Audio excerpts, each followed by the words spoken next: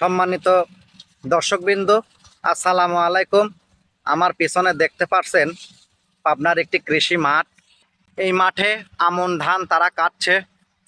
বাংলাদেশের কৃষি জমি, এক একটা কৃষি জমিতে বছরে 3টা এবং ভালো জমি হলে পরে 4টা ফলন দেয়। আউশ, আমন, বোরো, ইরি, গম, ভুট্টো এবং এখানে পেঁয়াজ, রসুন এবং হলুদ, বিভিন্ন কিছু ভালো মাটি হলে পরে চাষ করা যায়। বাংলাদেশে বর্তমানে যে কৃষি ব্যবস্থা আছে অনেক উন্নয়ন হলেও অন্যান্য দেশের তুলনায় অনেক পিছিয়ে। আমন ধান 32.148 মেট্রিক টন, 32.848 মেট্রিক টন।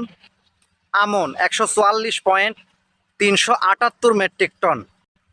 বোরো 208.853 মেট্রিক টন।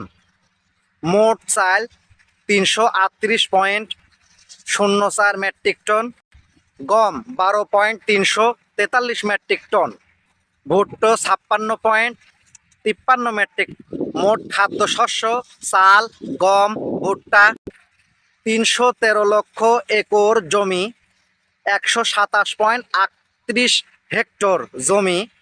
মোট খাদ্য উৎপাদন 455.05 খাদ্য উৎপাদন হয়। বাংলাদেশের জনসংখ্যার তুলনায় পর্যাপ্ত পরিমাণ নয়। বাংলাদেশে কৃষি জমি এবং কৃষি অধিদপ্তর তারা একটি উদ্যোগ গ্রহণ করেছেন, বাংলাদেশে কৃষি জমি সংরক্ষণ আইন।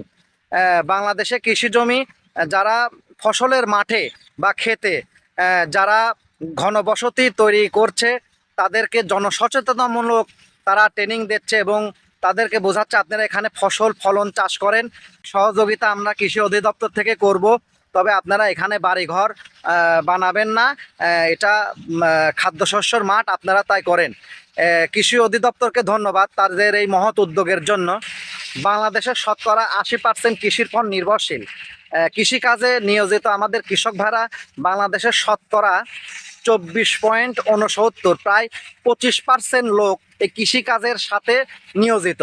বাংলাদেশের বিভিন্ন পেশার প্রায় 25% কৃষি শ্রমিক এই কৃষিকাজের সাথে নিয়োজিত এবং এদেরকে দেখভালের জন্য বাংলাদেশ কৃষি অধিদপ্তর এটা দেখভাল করেন এবং সারা বাংলাদেশের বিভিন্ন জেলায় কৃষি অধিদপ্তরের অফিস আছে। আমাদের শুধু কৃষকদেরই দায়িত্ব নয়, আমাদেরও দায়িত্ব। কৃষি জমি বৃদ্ধি পায় এবং আমাদের বাসার আঙ্গিনায় যার যেটুকু জমি থাক কৃষি চাষবাস করা এবং বাংলাদেশের বিভিন্ন সবজি চাষ যে কোনো জায়গাতে হয়।